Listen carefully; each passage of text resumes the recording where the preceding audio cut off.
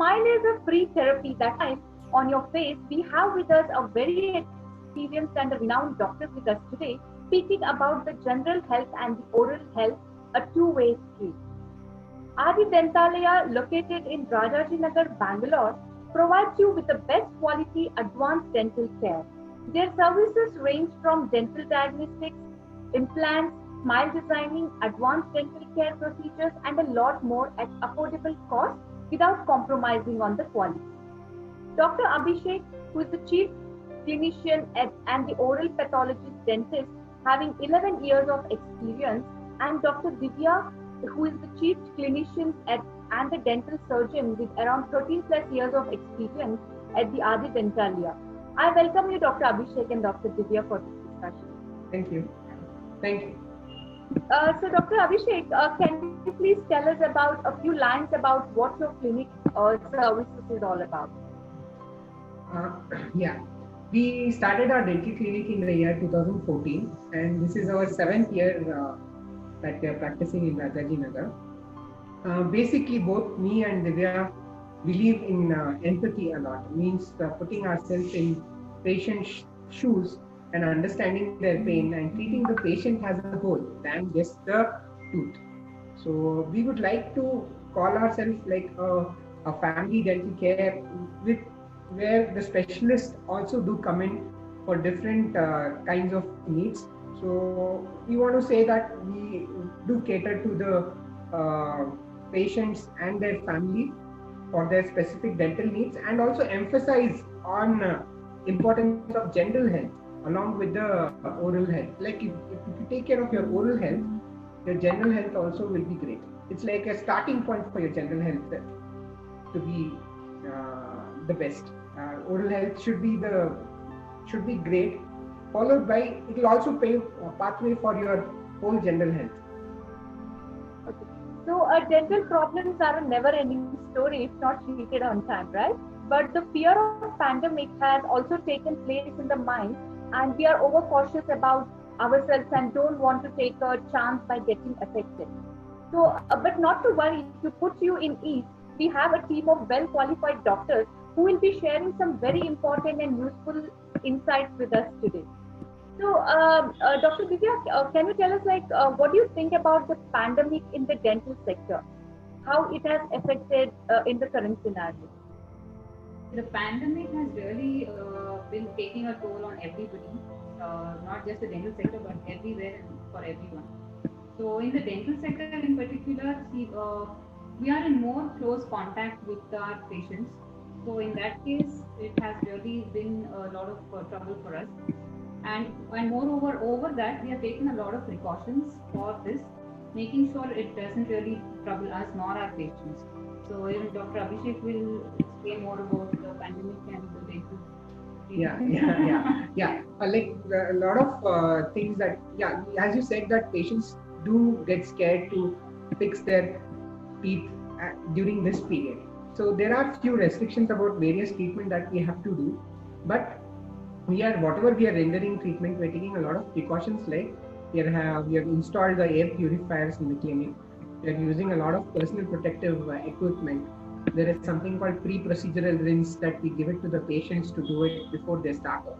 Then we have to triage the patient. Triage means we are selecting the patient, which kind of patients we have to treat. We are taking their travel history and we are checking their temperature. We are also checking their oxygen saturation levels. So if it is like around 95, we are giving them that 6-minute test to check if it is going below 90 and referring them to the correct places. So initially there will be a triage, then the personal protective equipments, then the use of air purifiers. Then we have increased the ventilation of our clinics. We have opened the windows constantly. Our doors are open always, and we treat only one patient at one time. So that's precautions from the dental side. What I would like to tell the patients per se is there are 3 golden rules that the government has told. First is the patient should themselves wear the mask. Okay. Then that 2 meters distance or 6 feet distance between 2 individuals, maintaining social distancing.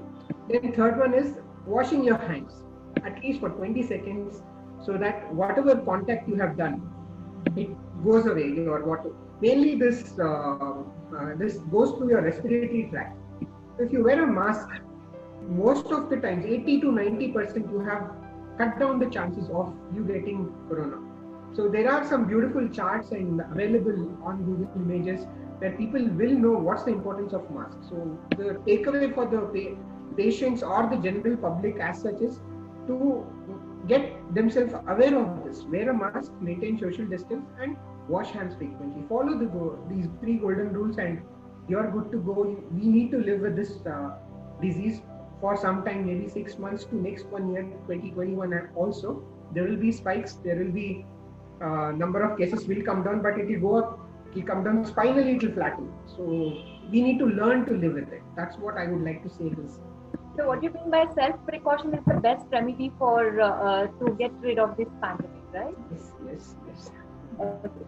So how is the government helping, or what are the steps taken by the government in this current scenario? Yeah. As I said, the government can help us to an extent. They can only tell us what to do, what not to do.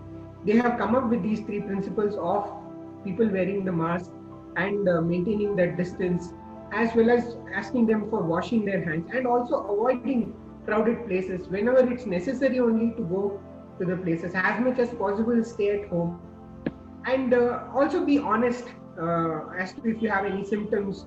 Nothing to hide of that, nothing to run away from that. This 85% of the time, the patients will have very mild symptoms or no symptoms at all. So if we take all these precautions, the government has mainly it's prepared itself for the emergency situations where it has the COVID hospitals, the testing centers. It is working full time to help the general public. It is on us to help the government to bring about those changes. I feel the most onus is on the general public than on the government. The government has told us 3 rules. It is for us to follow. So I feel more than the government putting the rules, it is that we need to follow. Like government does tell us to wear the helmet. This was there from very long time, but how many of us want to follow that? But now they're telling it for us, our own good. It's better to follow that.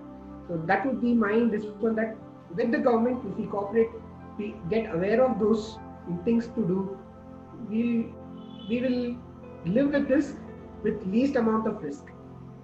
So general awareness is what is has to be done on a regular basis, so that people are aware of the effects and how they can protect themselves from this. Yes. And also like to protect themselves, to protect their elders at home, and to protect their loved ones or their neighbors. So we are responsible as a society. Well put up, Ms. Shailaja. That's good. So how is the general health related to the oral health, doctor? How do you start? Like we have teeth in our oral cavity, okay, and it is the first entry point for any food that we eat, right? It goes through our mouth, then it goes to our stomach. So if we don't have a good set of teeth, so what will be our choices for food? It will be poor choices. We will eat soft food. Soft food is mainly rich in carbohydrates. So carbohydrates taken to a large extent will lead to other health lifestyle diseases. Okay, cardiovascular diseases, diabetes mellitus. So having a good set of teeth is the first starting point of choosing your diet. Okay, so if you have good teeth, strong teeth, you can eat these vegetables, you can eat different kinds of proteins, protein-rich diet. So in that way it is related. And next, there is a lot of research gone through about cardiovascular health and good maintenance of teeth. If you look at any cardiologist, before a person is listed for some operation or any surgery, he'll ask a consent from a dentist. Go check your dental health and come. So what happens is, there are a lot of organisms. There is mainly an organism called Streptococcus mutans. Okay, if that is there in a large number, the chances of having any infection, it is called subacute endocarditis. Endocarditis is infection of the heart. So if that Streptococcus mutans is very high in your oral cavity, there is high chance that you will develop that.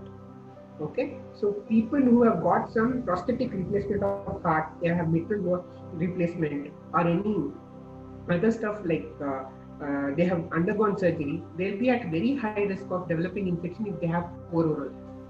And pregnancy. what happens is, like during pregnancy, if the mother does not maintain good oral health, there is a lot of loose teeth, lot of bleeding gums, spongy gingivitis.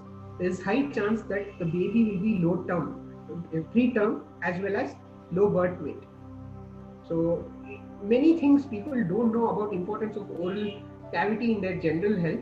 So I want to make the philosophy of Adi's Dentalaya practice, or the USP, is like promote the general health, make people know that importance of their oral cavity. So if I go on, I can take the whole day and tell you the importance of general health, how oral cavity plays a role in general health.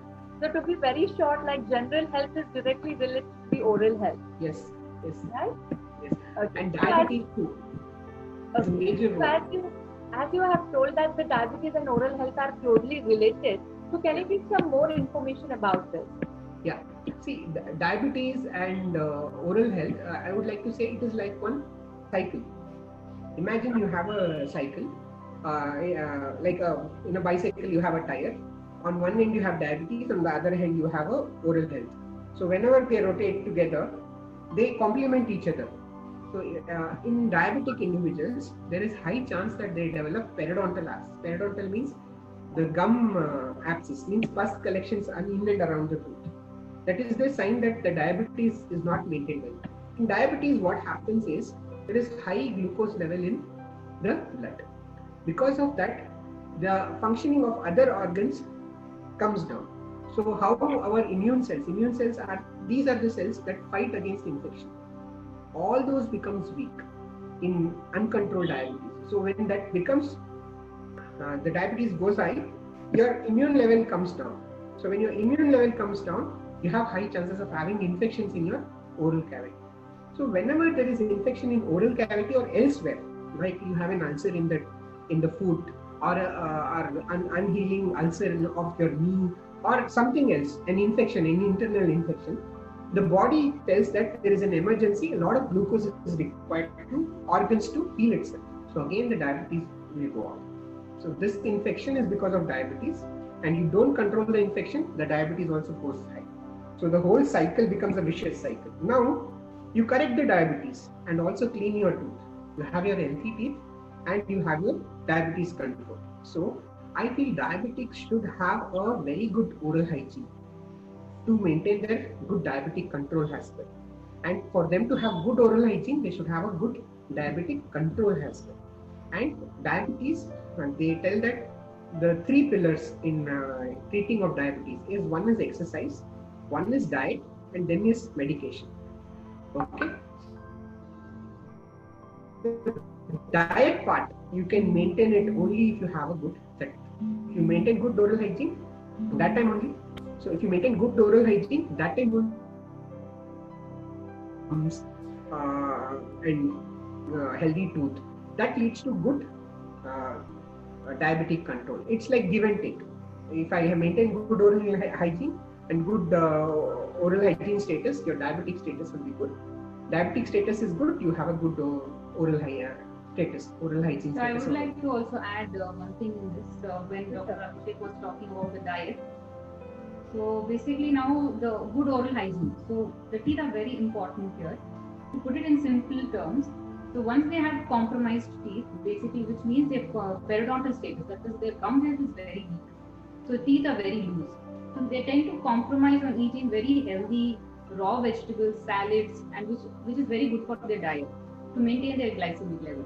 But once their gum is not very strong, they tend to eat compromised food, something like soft food, well-cooked food, and carbohydrate-rich food. So that tends to increase their sugar levels. So once we get that corrected, the gum health is good, so their oral hygiene is good.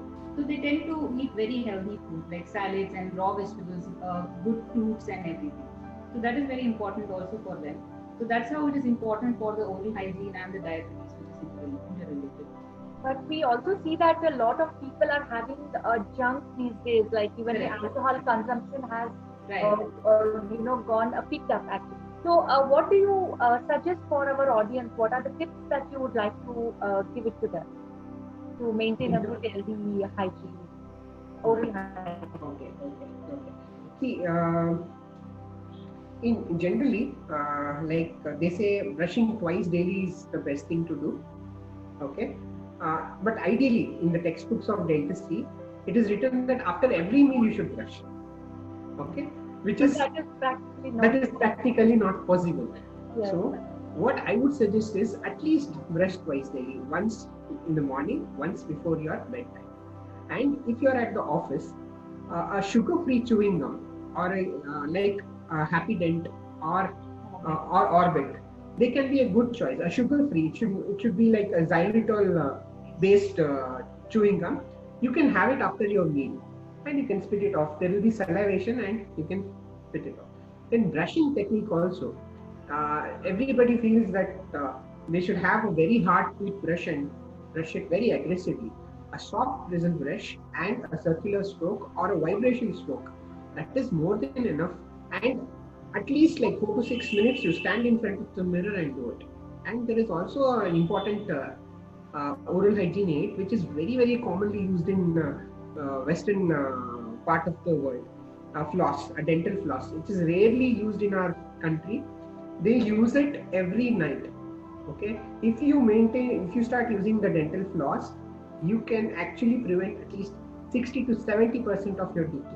Okay, so flossing, brushing minimum twice daily, or having sugar-free chewing gums between meals in the office or in your workplaces or elsewhere, where you don't have the opportunity to use a brush, that is good enough. And the paste, there is one common question is, which is the best toothpaste?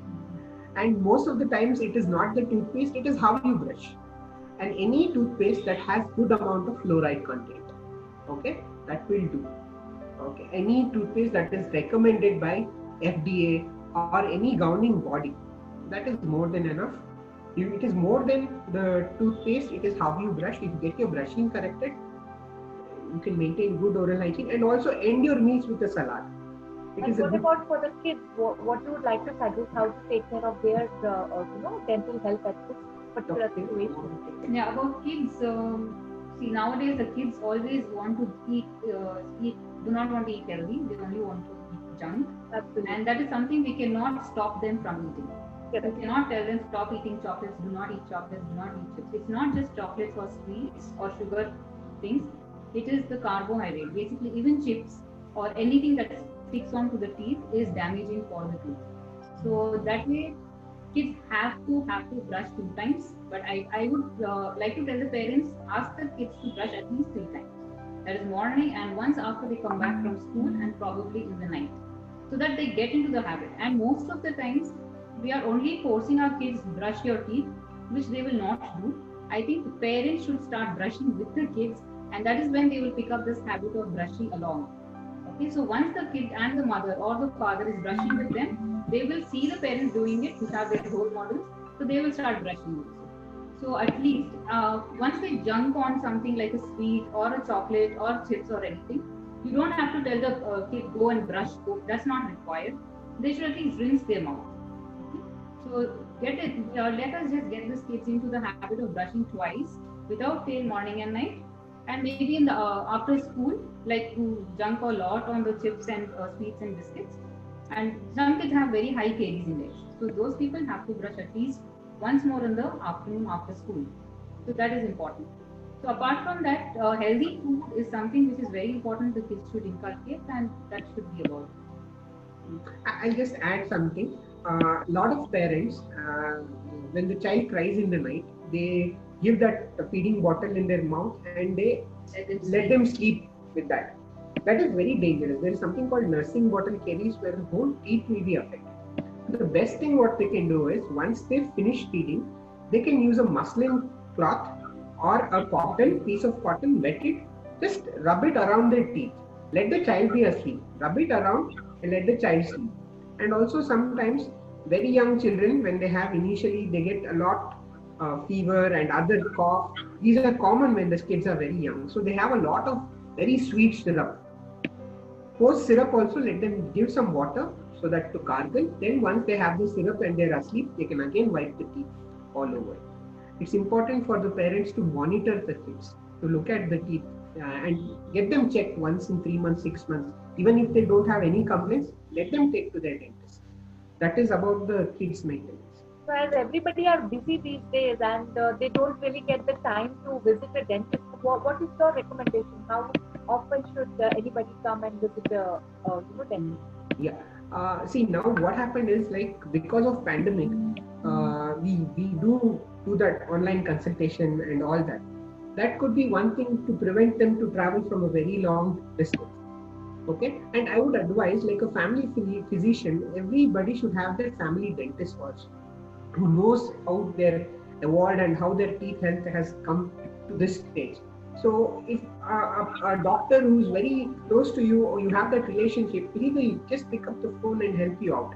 So at least once the cases and all come down, at least 6 months once would be an ideal thing for a healthy oral hygiene person. If the person has a lot of lot of fillings in his oral cavity, at least 3 months once would be the thing. And people with diabetes, 3 months once.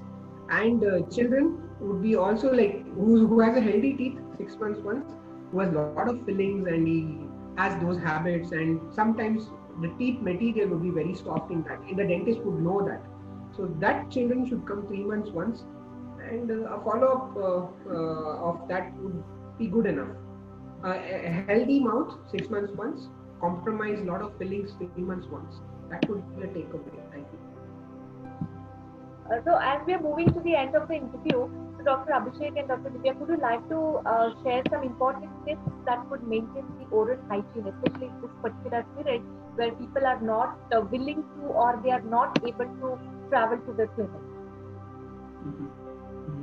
So, as I said about brushing, would be the great thing to do twice daily. And if they are at home, ideally you can take up an ideal behavior where after every meal you can brush if you're at home. If you're working from home and doing that, then your diet, watch your diet, and every time you feel something is getting stuck and your tongue is going over there and all, you will know that there is a cavity. Better to go to the dentist and get it checked. And use of floss, as I said previously. Then gargling after rinsing your mouth, making sure nothing sticks to it. A dental decay, there is this 4 things that has to occur if you have to have a dental decay. One is you should have the substrate, that is the carbohydrate that we eat. Then the microorganisms. Mouth is filled up with microorganisms, and it is important to have both the good and the bad ones. The good should be higher than the bad ones. So microorganisms, then your tooth, then the time. So if you cut any of these 4, you either cut the amount of carbohydrates that you eat, or you remove that from getting stuck to the tooth, or you brush it off. So you cut this one of the 4, the decay will not occur. So preventing that all 4 to occur together would actually go a long way in preventing dental decay. And maintaining a balanced life and being happy is also very important. Being positive at these times is very important. So, and having your regular family dentist. There is a psychological effect in everybody's mind. Definitely. Yeah, like you're saying, for people who cannot visit and are really scared to come and see us in a dental clinic. See, firstly, they need to watch what is happening in their mouth. I feel a lot of them do not see or look at themselves when they're brushing. They're just randomly brushing and so much in a hurry. They just want to brush and leave to work. I think they just need to see what is there and which can be treated at a very early stage. So because most of them come to us when there is pain, and to prevent that, you need to definitely go to a dentist probably. But now in these difficult times, they cannot come. Just look into your mouth. Is there any issue? Is there an issue of bleeding gums? They're all very initial indicators which can be treated at an early stage. So those things, and very importantly, maintain their oral hygiene. Brush twice daily. They can floss. They must floss every day. Maybe they can use a mouthwash on a regular basis for now. And then once everything settles down and they cannot really, they can come to a dentist, then they have to come to a dentist. There is no choice. Because at a severe stage, there's nothing they can do also. And all the precautions that can be taken has been taken in dental clinics now, and we are making sure that nothing happens to the patients. So there is nothing to really fear about visiting the dentist as of now. That also I would like to tell that if there is an issue, don't put it off. Come to a dentist, go to a dentist, and get at least a checkup done. Know the risk involved, and yeah. So I would like to thank Dr. Abhishek and Dr. Divya for joining us today and also sharing their wonderful thoughts about how to take care of your oral health, because they know that your smile is very precious. If you wish to speak to them, please visit their website given in the screen below, and you can reach out to them directly to their clinic through a video consultation or an online consultation right now. So as you know, smile to change the world, and don't let the world to change your smile. Keep smiling and stay healthy. Bye for now. Yeah. Thank you, Ms. Shailaja and Simply Walk for this initiative. Thanks a lot. Thank you.